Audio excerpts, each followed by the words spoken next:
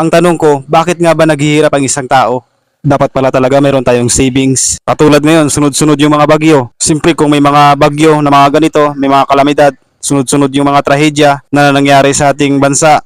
Yung kita natin, limitado, hindi tuloy-tuloy yung trabaho. Siyempre kung hindi tuloy-tuloy yung trabaho, yung kita natin, apektado, kaunti lang. So ibig sabihin, pag mayroon tayong savings na tinatawag, mayroon tayong madudukot. Ang tanong ko, bakit nga ba naghihirap ang isang tao? Ito hindi mo pa to alam. Yung tinatawag na lifestyle inflation. Sigurado ako kakaunti lang nakakaalam nito.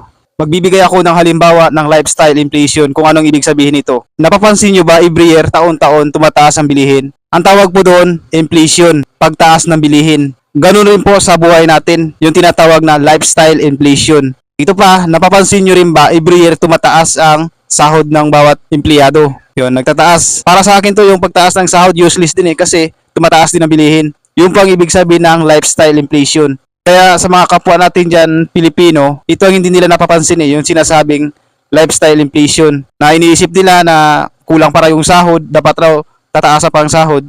Kahit gano'ng kalaki yung sahod mo, kung hindi ka marunong mag-budget, wala kang alam sa financial literacy, naku, mahihirapan ka. So dapat mga kasit sa atin mga Pilipino, ay nagsisavings talaga tayo. Para in case na magipit tayo, katulad nito ngayon, may mga kalamidad, iba't ibang mga sakuna, may maduduko tayo.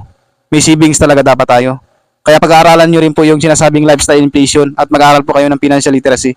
So yun lang po mga kasi nakatulong po to sa inyo. Follow for mo po. God bless.